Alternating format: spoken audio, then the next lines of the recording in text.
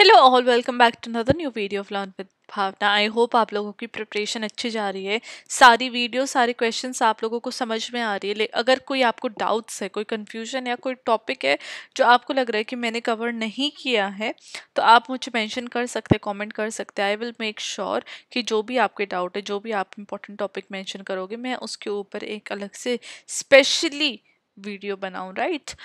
जब हम बात कर रहे हैं वीडियोस की या फिर कोई भी इम्पोर्टेंट क्वेश्चंस की, उसके अलावा भी और भी चीज़ें होती है एग्ज़ाम में, जिसके बेसिस के ऊपर एग्जामिनर आपको जज कर रहा होता है, आपको मार्क्स देता है। और उन्हीं चीज़ों का जिक्र मैंने इम्पोर्टेंट टिप्स वाली वीडियो में किया है।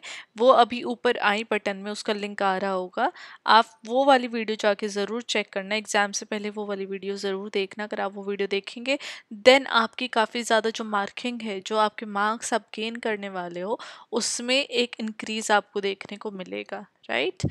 उसके अलावा मैं इस वीडियो के एंड में एक फोल्डर का लिंक आपको प्रोवाइड करूंगी, जहाँ पे आपको MSOE 003 के सारे इंपॉर्टेंट क्वेश्चंस की वीडियो एक जगह पे वन प्लेस पे मिल जाएगी, ताकि आपको आपकी कोई भी वीडियो, कोई भी आपका टॉपिक, कोई भी आपका क्वेश्चन मिस ना हो फॉर द अपकमिंग एग्जाम। तो हम स्टार्ट कर रहे हैं अब क्वेश्चन 6 के साथ। Compare and contrast fundamentalism and communalism. जब हम बात करते हैं फंडामेंटलिज्म और कम्युनलिज्म की, तो इन दोनों के अंदर डिफरेंसेस भी है लेकिन सिमिलैरिटीज भी काफ़ी है। अगर हम बात करते हैं फंडामेंटलिज्म का, तो मैं वन वन लाइन में पहले आपको एक्सप्लेन कर देती हूँ, राइट। फिर हम अपने आंसर पे जंप करते हैं। तो फंडामेंटलिज्म के अंदर क्या होता है कि कोई भी रिलीजियस ग्रुप है, उनके अपने जो बहुत ज़्यादा स्ट्रिक्ट रूल्स होते हैं और वो उनको फॉलो करने होते हैं। रिलीजियस, राइट, रिलीजियस ग्रुप्स, उनके अपने रूल्स और वो उनको फॉलो करने होते हैं, वो फंडामेंटलिज्म में आ जाते हैं। लेकिन वहीं पे जब हम बात करें कम्युनलिज्म का, तो कम्युनलिज्म वर्ड कहाँ से आया? कम्युनिटी से आया है। कम्युनिटी कैसे फॉर्म होती है? जब किसी भी ग्रुप के इंडिविजुअल्स के बीच में कुछ कॉमनैलिटीज होती है, कुछ कॉमन चीज़ें होती है। तो जब हम रिलीजन में कम्युनलिज्म की बात करते हैं, तो हम देखते हैं कि रिलीजन के अंदर क्या ऐसी प्रैक्टिसेस होती हैं, क्या ऐसे कल्चर्स होते हैं, क्या ऐसी वैल्यूज़ होते हैं जिसके थ्रू कम्युनिटी की फीलिंग लोगों के अंदर आती है। जो कम्युनलिज्म वाली जो भावनाएं हैं, वो लोगों के अंदर डेवलप होती है। तो ये बेसिक कॉन्सेप्ट है फंडामेंटलिज्म एंड कम्युनलिज्म का। इसको आगे और डिटेल में पढ़ते हैं ना। जब भी हम बात करते हैं फंडामेंटलिज्म और कम्युनलिज्म का, तो हम देखते हैं कि अपने आप में दोनों डिफरेंट फिनोमिनाज है, लेकिन ये दोनों कहीं ना कहीं इंटरकनेक्टेड भी हैं। जब हम इनको सोसाइटी के अंदर देखते हैं, दोनों के अंदर ग्रुप आइडेंटिटी और शेयर्ड बिलीव्स की बात होती है। लेकिन दोनों का ओरिजिन, ये कैसे निकले थे, इनके ऑब्जेक्टिव्स क्या है, मेथड्स क्या यूज होते हैं, वो काफ़ी ज़्यादा डिफरेंट है। तो इस आंसर के अंदर हम यही देखेंगे कि फंडामेंटलिज्म और कम्युनलिज्म की करेक्टरिस्टिक्स क्या है, उनकी सोशियोलॉजिकल इम्प्लीकेशंस क्या हैं, और किन एग्जाम्पल्स के अंदर हम फंडामेंटलिज्म और कम्युनलिज्म का कॉन्सेप्ट हम अप्लाई कर सकते हैं। Now starting with the answer, पहले आप फंडामेंटलिज्म को एक्सप्लेन करोगे। तो जब हम बात करते हैं फंडामेंटलिज्म की, तो हम देखते हैं कि स्ट्रिक्ट और लिटरल अडेरेंस रूल्स होते हैं स्पेसिफिक रिलीजियस डॉक्ट्राइन्स की, चाहे तो वो रिएक्शन अगेंस्ट मॉडर्निटी हो, सेकुलरिज्म हो, या फिर उनको थ्रेट हो किसी भी ऑपोजिट रिलीजियस आइडेंटिटी से। तो प्राइमरली जब हम फंडामेंटलिज्म की बात करते हैं, तो हम देखते हैं कि जो रिलीजियस आइडियोलॉजीज हैं, उनके अंदर बहुत ज़्यादा रूटेड होती हैं फंडामेंटलिज्म के जो रूल्स, जहाँ पे वो अपने आप को प्योर देखते हैं, ओरिजिनल देखते हैं एज कम्पेयर टू अदर्स। तो उनको लगता है जो फंडामेंटलिज्म वाला जो पर्सपेक्टिव है या जो प्रोसेस है, इसके अंदर जितने भी ग्रुप है, ये जो कम्युनिटी है, उनको लगता है कि हमारा रिलीजन प्योर है, वी आर सुपीरियर, और जितने भी दूसरे रिलीजियस ग्रुप्स हैं उनसे हमें थ्रेट है। वो हमारे रिलीजन को, हमारी कम्युनिटी को खराब करना चाहते हैं, ख़त्म करना चाहते हैं। और वो जो ये वाली फीलिंग्स होती है मॉडर्निटी की, बिकॉज मॉडर्निटी के बाद क्या हो जाता है, लोगों के अंदर चेंजेस आ जाते हैं, मॉडर्न वैल्यूज आ जाती है, अपनी ट्रेडिशनल वैल्यूज भूल जाते हैं वो, है ना। तो ये फंडामेंटलिज्म के लोगों को मॉडर्निटी भी एक चैलेंज लगती है, वो इस चीज़ को सपोर्ट नहीं करते हैं। सेकुलरिज्म का कॉन्सेप्ट, मतलब कि कोई भी रिलीजन इंसान फॉलो कर सकता है, सेकुलरिज्म का भी कॉन्सेप्ट उन फंडामेंटलिज्म के अंदर कम्युनिटी के लोगों को नहीं अच्छा लगता है, राइट। तो ये हमारी डेफिनेशन हो गई।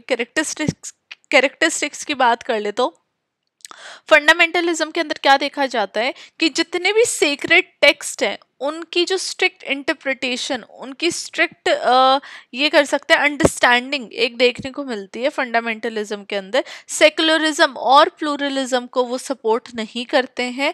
मॉरल और सोशल कंजर्वेशन की बात ज़्यादा होती है फंडामेंटलिज्म के अंदर। वहीं पे जब हम बात करते हैं ग्लोबल इन स्कोप, जैसे Christian fundamentalism, US Islamic fundamentalism world wide, ये हमें देखने को मिलता है।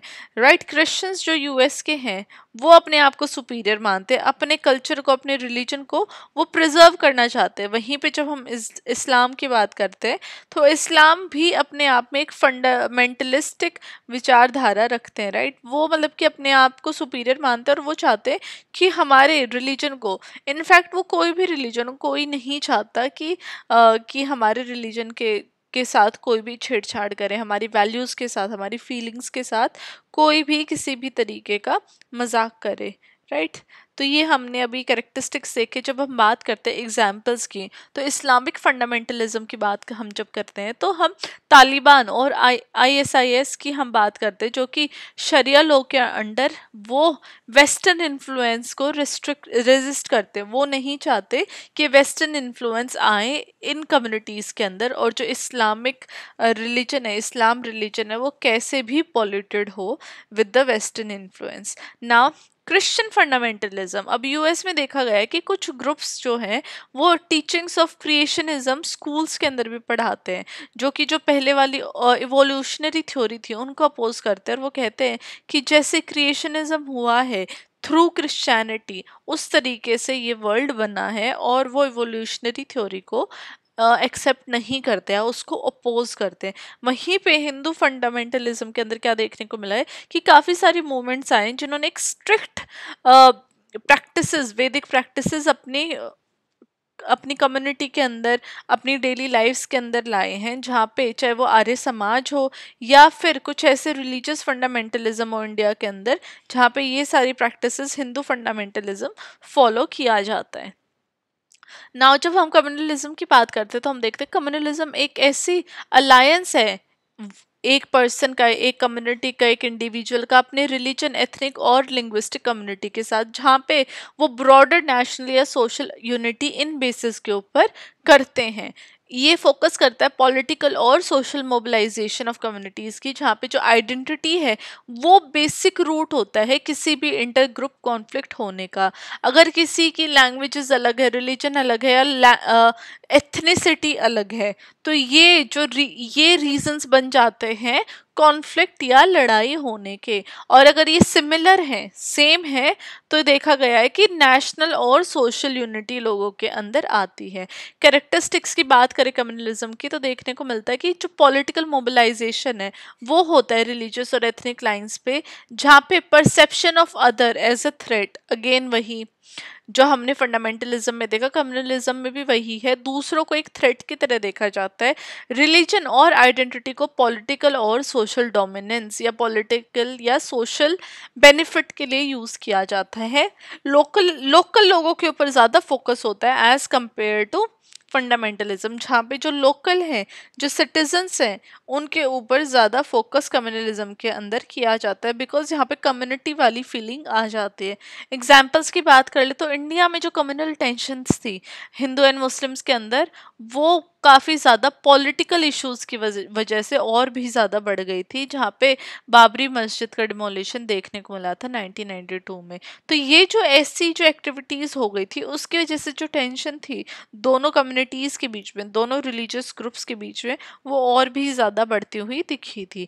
वहीं पे श्रीलंका की बात कर ले तो सिन्हलीज और बुद्धिस्ट के बीच में कॉन्फ्लिक्ट देखने को मिला था, as well as Tamil Hindus, sorry Sinhalese Buddhist and Tamil Hindus के बीच में कॉन्फ्लिक्ट देखने को मिला था, जहाँ पे सिविल वॉर जो चल रहा था इतने सालों से, उसका इन्हीं जो कम्युनिटी बेसिस के जो डिफरेंसेस थे उसी की वजह से सिविल वॉर श्रीलंका के अंदर चल रहा था। नाउ रवांडा में क्या हुआ था, हुतस एंड तुत्सिट्स का 1994 में जेनोसाइड, मतलब कि इनको मार दिया गया था, जो कि एथनिक कम्युनलिज्म की वजह से देखा गया था, बिकॉज मे बी वो इनके लिए रवांडा में ये उनके लिए थ्रेट की तरह शो कर रहे हो, नंबर्स इनके ज़्यादा आ रहे हो, या और भी मल्टीपल रीजंस की वजह से ये कॉन्फ्लिक्ट, ये लड़ाई, ये वॉर देखने को मिले हैं बिटवीन डिफरेंट कम्युनिटीज़।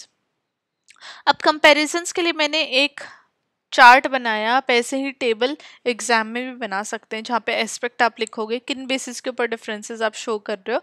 यहाँ पे फंडामेंटलिज्म एंड देन कम्युनलिज्म।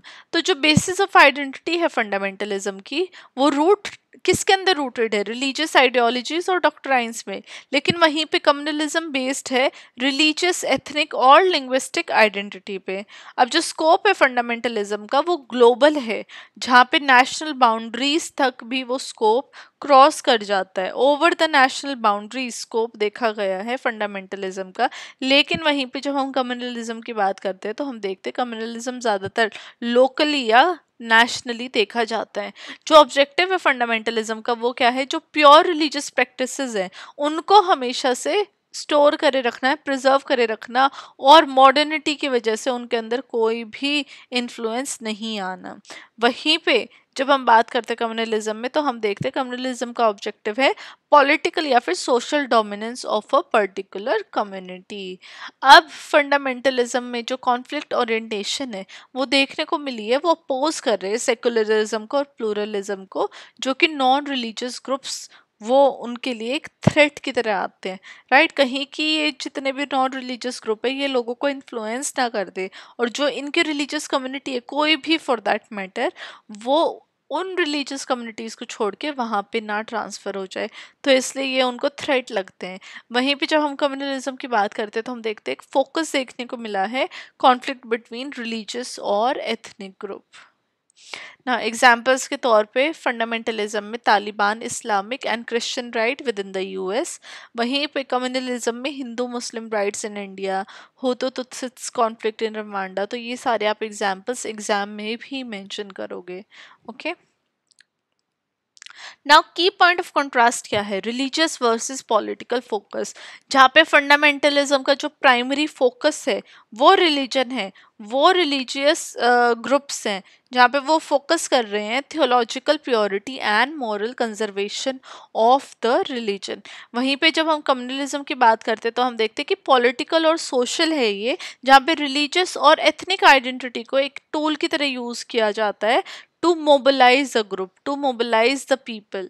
वहीं पे ग्लोबल और लोकल ओरिएंटेशन में फंडामेंटलिज्म को ट्रांसनेशनल देखा गया है, जो कि ग्लोबली देखा जाता है। फॉर एग्जाम्पल ग्लोबल जिहाद मूवमेंट हो गई या फिर क्रिश्चियनिटी के लिए कोई मूवमेंट हो गई।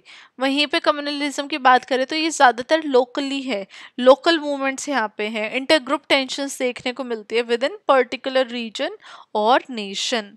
अब जब हम बात करते हैं रिलेशन टू मॉडर्निटी, तो फंडामेंटलिज्म में तो आपको पता चल गया कि वो स्ट्रांगली अगेंस्ट है मॉडर्निटी के, सेकुलरिज्म के और लिबरल वैल्यूज़ के।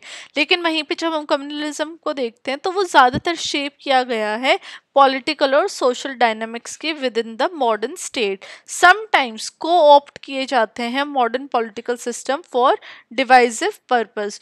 तो जो रिलेशन है कम्युनलिज्म का मॉडर्निटी के साथ वो कहीं ना कहीं डायरेक्टली लिंक्ड है, और फंडामेंटलिज्म तो उसके बिल्कुल ऑपोजिट है, वो मॉडर्निटी को चाहते ही नहीं है कि वो आए ना। ओवरलैप क्या है दोनों के बीच में, क्या कॉमन है दोनों के बीच में, ओके। ओवरलैप का मतलब वो होता है कॉमन क्या है ना। जब हम बात करते हैं कि डिफरेंसेस भी बहुत है दोनों में, लेकिन जो कॉमनैलिटी है वो ये है कि दोनों में रिलीजन का यूज हो रहा है, दोनों रिलीजन को यूटिलाइज कर रहे हैं लोगों को एकजुट करने के लिए, और रिलीजन ही बेसिस है आइडेंटिटी का, दोनों फंडामेंटलिज्म में भी और कम्युनलिज्म में भी।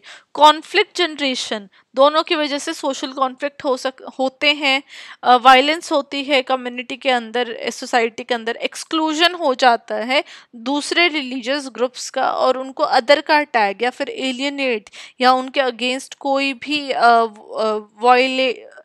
कोई भी मतलब कि वायलेंस क्रिएट हो जाना, तो ये सब भी एक कॉमन चीज देखी जाती है दोनों के अंदर।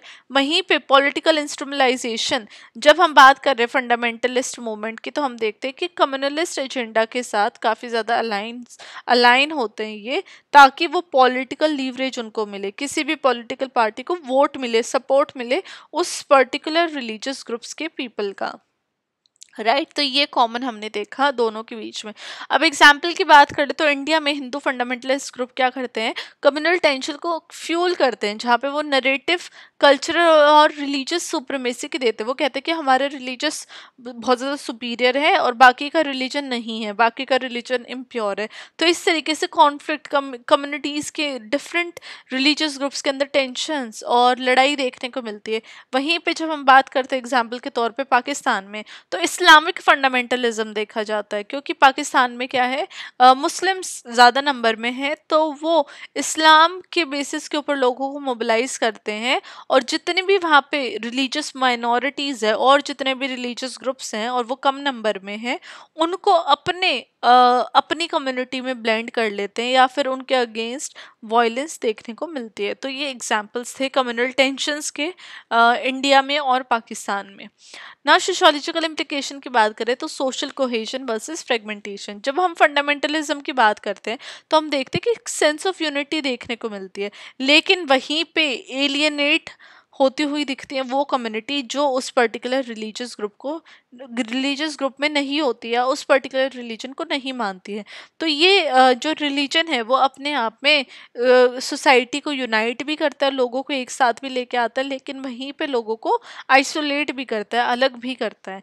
वहीं पे कम्युनलिज्म में देखें तो डिविजन्स हमें देखने को मिलते हैं, जहाँ पे multiple ethnic, multiple religious societies बनी हुई हैं, है ना, ग्रुप्स बने हुए हैं, हायरार्कीज बनी हुई हैं, जिसकी वजह से पोलराइजेशन देखने को हमें मिलती है with in the community, with in the society. ना वायलेंस एंड सोशल अनरेस्ट, तो दोनों फिनोमिना की वजह से वायलेंस हो सकता है। फॉर एग्जाम्पल 2002 में जब गुजरात राइट्स हुए थे इंडिया में, तो वो एक एग्जाम्पल थे कम्युनल राइट्स वायलेंस का, जहाँ पे जो फंडामेंटलिस्ट आइडियोलॉजीज की वजह से गुजरात के अंदर वायलेंस देखने को मिली थी, communal violence against different communities. अब प्लूरलिज्म का क्या इम्पैक्ट है, जब हम फंडामेंटलिज्म के बारे में देखते हैं तो हम देखते हैं कि वो प्लूरलिस्टिक वैल्यूज को रिजेक्ट कर रहे हैं। वो एडवोकेट करे कि एक सिंगल रिलीजन बने, एक सिंगल रिलीजन के ऑर्डर हम फॉलो करें, तो वो प्लूरलिस्टिक वैल्यूज को अपोज करते हैं, उसको नहीं सपोर्ट करते। लेकिन वहीं पे कम्युनलिज्म बात करता है नेशनल यूनिटी की, जहाँ पे जितने भी सेक्टरियन लॉयलिटीज हैं उसके बारे में बात करके सबको इंक्लूड करना सोसाइटी के अंदर। तो दोनों का जो इम्पैक्ट है प्लूरलिज्म का, वो दोनों अलग तरीके से प्लूरलिज्म को देखते हैं, एक जहाँ पे सपोर्ट कर रहे हैं, दूसरा उसको बिल्कुल अपोज कर रहे हैं। नाउ लास्ट में हमारा कंक्लूजन आ जाएगा। आपको हर आंसर में कंक्लूजन ज़रूर मेंशन करना है, चाहे आप बॉडी का कोई भी मतलब कि बॉडी, मतलब आंसर की ये जो बॉडी है इसको हम बॉडी बोलते हैं, आप इसका 2-4 पैराग्राफ अगर ना भी लिखो तो छोड़ देना बेशक से, अगर टाइम कम हो तो, लेकिन कंक्लूजन आपको ज़रूर लिख के आनी है। तो कंक्लूजन में आप हेडिंग दोगे, अंडरलाइन करोगे, then you will write your conclusion. तो मैंने कंक्लूजन में मेंशन किया कि जब हम बात करते हैं फंडामेंटलिज्म और कम्युनलिज्म की, तो दोनों अपने आप में अलग है, लेकिन दोनों के अंदर कॉमन भी काफ़ी सारी चीज़ें हैं जिससे कि वो सोशल हार्मनी भी ला सकते हैं और वायलेंस भी क्रिएट हो सकती है। राइट, जब हम फंडामेंटलिज्म की बात करते हैं तो हम देखते हैं कि इसका जो फोकस है वो रिलीजियस प्योरिटी पे है, जिसकी वजह से वो सेकुलरिज्म को सपोर्ट नहीं करते हैं और ग्लोबल रेमिफिकेशंस देखने को मिलती है। इन कॉन्ट्रास्ट जब हम कम्युनलिज्म की बात करते हैं तो हम देखते हैं लोकल के ऊपर ज़्यादा एम्फोसिस है, जहाँ पे पॉलिटिकल मोबिलाइजेशन होती है along religious and ethnic lines. वहीं पे जब हम इन दोनों फिनोमेनास को अंडरस्टैंड करते हैं सोशोलॉजिकली, तो हमारे लिए बहुत ज़्यादा इंपॉर्टेंट हो जाता है जितने भी चैलेंजेस देखने को मिल रहे हैं मॉडर्न प्लूरलिस्टिक सोसाइटी में, उनको एड्रेस करना और उनके लिए सॉल्यूशंस लेके आना। तो सोशोलॉजिकल इंटरवेंशन से ही हम इंटरफेथ डायलॉग के बारे में को प्रमोट कर सकते हैं, सेकुलरिज्म को प्रमोट कर सकते हैं और एक इंक्लूसिव इंक्लूसिव गवर्नेंस ला सकते हैं, जो कि इन डाइवर्स इम्पैक्ट्स को, इन डाइवर्स रिलीजियस आइडियोलॉजीज के बीच में एक ब्रिज बना सकते हैं, ताकि जितने भी डिफरेंसेस हैं उनके बावजूद भी लोग कम्युनिटीज़ के अंदर कम्युनल टेंशन ना देखने को मिले और सोशल हार्मनी आए, यूनिटी आए। राइट, तो ये हमारा आंसर था फंडामेंटलिज्म एंड कम्युनलिज्म के ऊपर। आई होप आप लोगों को आंसर समझ में आएगा। वेरी इजी कॉन्सेप्ट है, अगर आपको कोई कंफ्यूजन हो रही है तो अगर आप 2 बार भी वीडियो देखोगे ना, आपको पूरी क्लैरिटी हो जाएगी। मैंने बहुत इजी लैंग्वेज में लिखा हुआ है आंसर भी, ताकि एग्जाम में आप इस तरीके से लिखो तो आप बहुत अच्छा स्कोर कर पाओ। एंड लैंग्वेज भी बहुत ईजी है, easy to understand, easy to remember and easy to write in your exam. अगर ये क्वेश्चन आएगा एग्जाम में, चाहे शॉर्ट फॉर्म में आ जाए, सिर्फ फंडामेंटलिज्म के ऊपर आ जाए, चाहे सिर्फ कम्युनलिज्म के ऊपर आ जाए, और इन दोनों की कंपेयर और कॉन्ट्रास्ट तो मैंने आपको बता ही दिया, तो आपको ज़रूर अटेम्प्ट करना है। और आता है तो मुझे कमेंट करके भी बताना, ठीक है। और this was it for today's question 6। अगर आप लोगों को वीडियो समझ में आई, आंसर समझ में आया, तो kindly like share and subscribe my channel. Comment कर दीजिए, बता दीजिए कि आपको कैसा लगा ये वाला आंसर, आपको समझ में आया या नहीं आया। इंपॉर्टेंट टिप्स वाली वीडियो ज़रूर देख लेना। And now I will see you in the next video of MSO 003 with question number 7. Till then, study well, study hard, and all the very best for your exam.